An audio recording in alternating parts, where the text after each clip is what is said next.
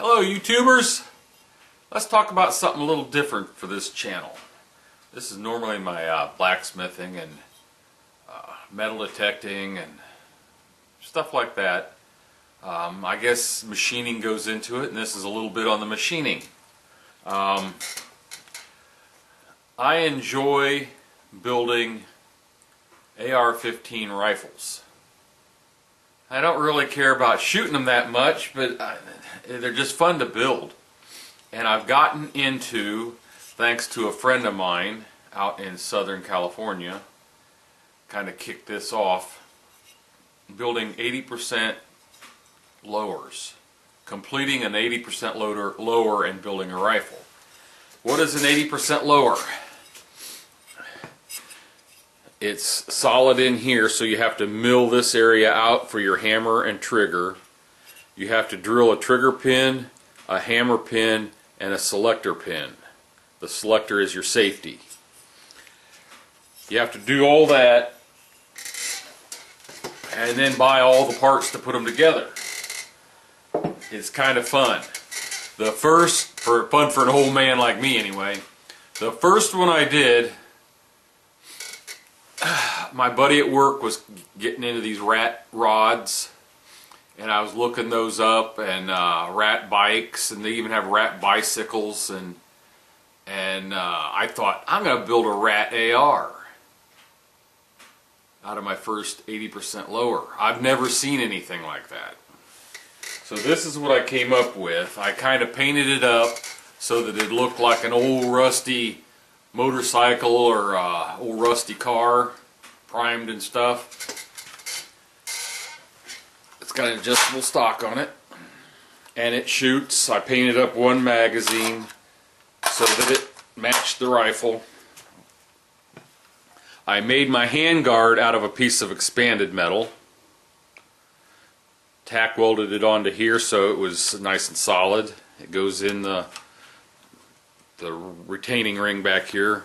I made my own front sight out of a chunk of aluminum, and that's just Allen screw. Actually, it's a slotted for a screwdriver Allen screw, and it's got a set screw in the front to hold it in place because it's a real long one. This is a Milwaukee hole saw. My rear sight is just a piece of it's a scope ring with a 1-inch round that I drilled a hole in it. I wanted a great big peep sight, and I drilled it off center. I think you can see that. So that to adjust your windage, you just turn that around to wherever you need it for the windage, and then for your elevation, you just run that screw here up and down. I don't know if you're going to be able to see it. The Ratfink is engraved right there. I don't know if you'll be able to see it or not. The paint filled it in. And on this side, where the serial number goes, I had Rat 1, I think. Rat 01. And then it says Dead Rat and Live Rat for your selector. And I've shot it. I don't know if I still have the target laying here.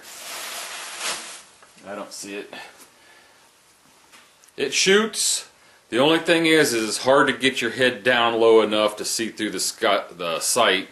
So I'm thinking about making a different buffer tube and stock, and that's where some blacksmithing will come in. It had a... Sorry about that. That air compressor is extremely annoying. I don't even remember what I was talking about now.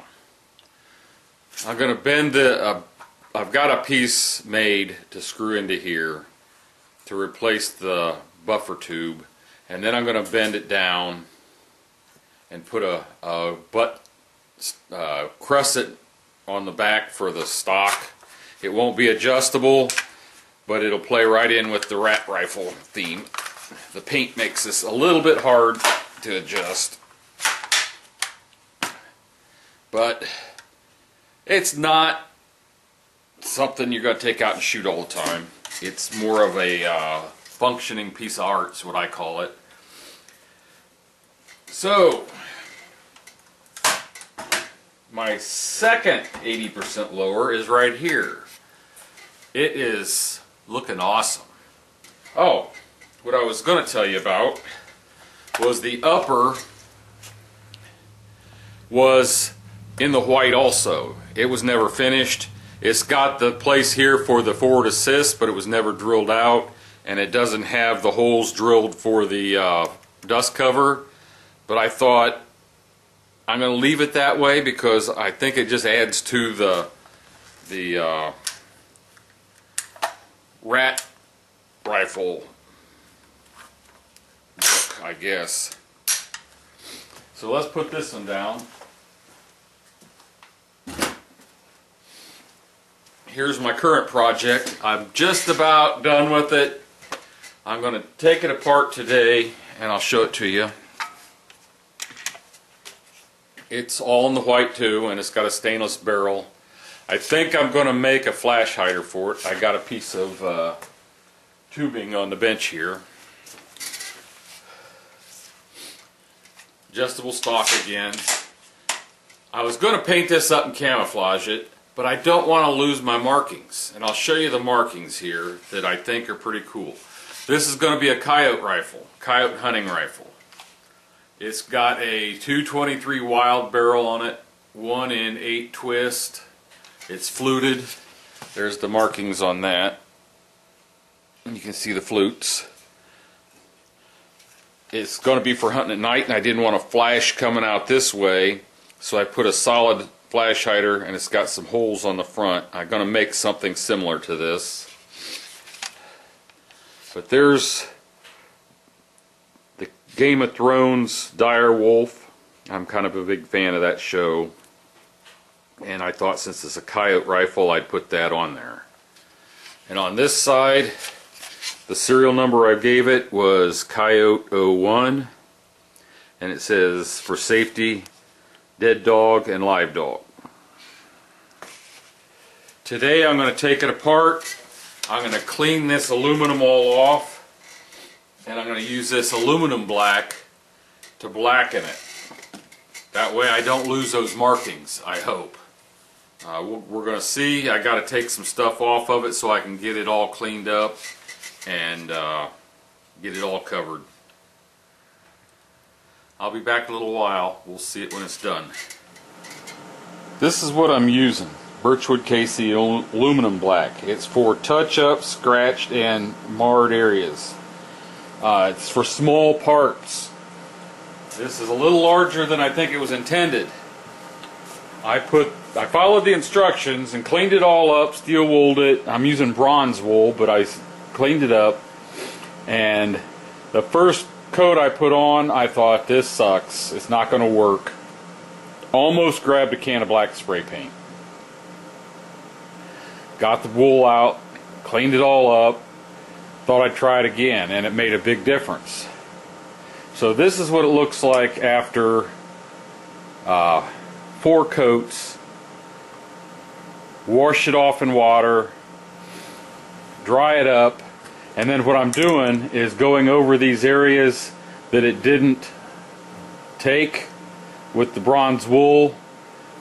I don't know if these things were covered with something to keep them from oxidizing or what, and I guess I didn't get this tight enough, so I'm going to have to take my barrel off and tighten that spring up because that's supposed to pop open. But I'm going through and hitting these areas where it didn't take, like under here, my mag well. It took a few coats to get this. This is the 4th coat, and I'm getting ready to do number 5 after I steel wool it, and then I'll lightly steel wool the whole thing, and it's starting to even up. There's still some areas that need darkening up, but I'm liking the look.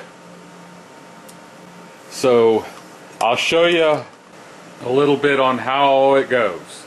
I just put the 5th coat of the aluminum black on the upper and lower receiver all the way around. Now, the next step.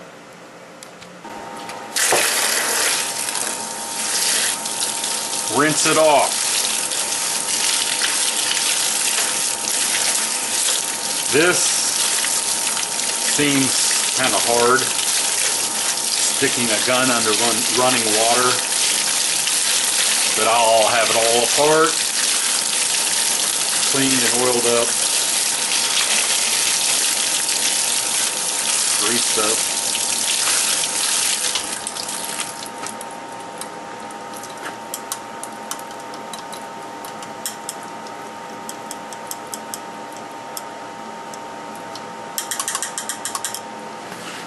Grab a big wad of paper towel, stand by the wood stove, and just kind of buff it off.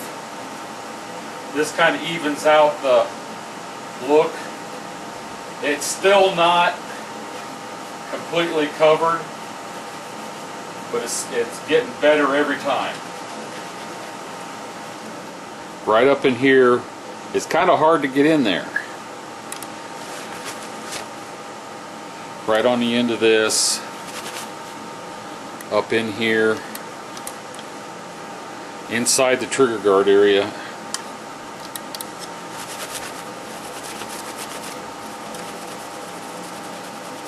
It's really starting to look good though, I think.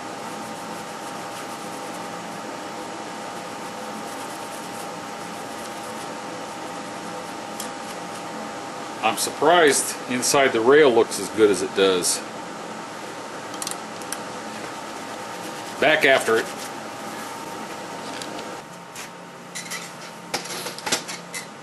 Okay, now that it's dry, I will steel wool all the areas that did not take the finish. And I'm steel wooling them good. I've got a little hemostat with, it's actually bronze wool. Getting in there and scrubbing the areas that can't reach.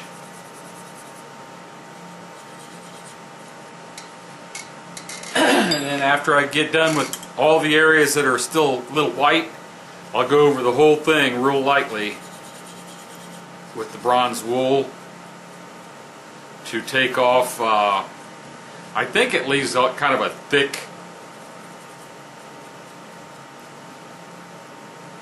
there's a thick finish on it that needs buffed off, and it's really starting to make it look good.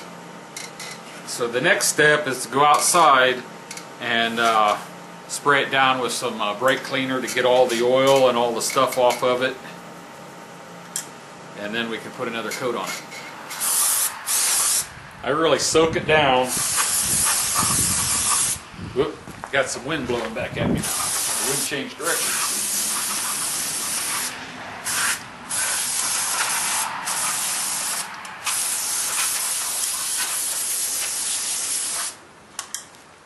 Shake it out, it dries pretty quick, evaporates. One last wipe down without touching it with my hands.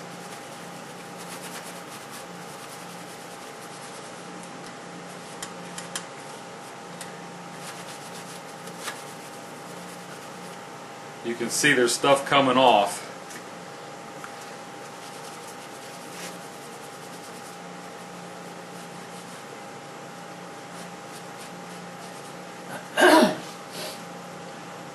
And my cotton swab, about knocked it over. And this, I believe, is number 6. And this may be my last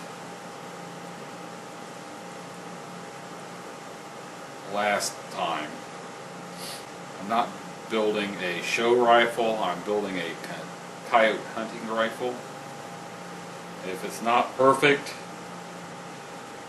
the coyotes can let me know. There's an area right up here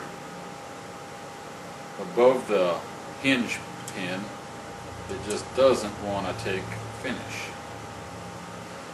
I go over the whole thing again. Yep, there's going to be some areas that just aren't going to have some finish on it. Not as thick. Okay, let's let that soak for about a minute, and then go through the rinsing and drying and wiping and see how she looks.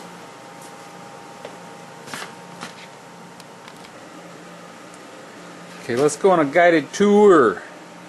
I took the barrel off and fixed that. Here's my Wolf. I know it's not perfect. There's the Magpul fore end. My 223 Wild barrel. I think I'm on the wrong. Yeah, I'm on the right side. Right there's that. That's a temporary flash hider right now. I'm going to make my own out of stainless. But I wanted something that didn't have openings here to kind of help the sound at the shooter end and to keep any flash from coming out, because I'm planning on getting a scope, night vision scope, for recording video while shooting. It's got some holes out the end to let the gases out. My sling stud.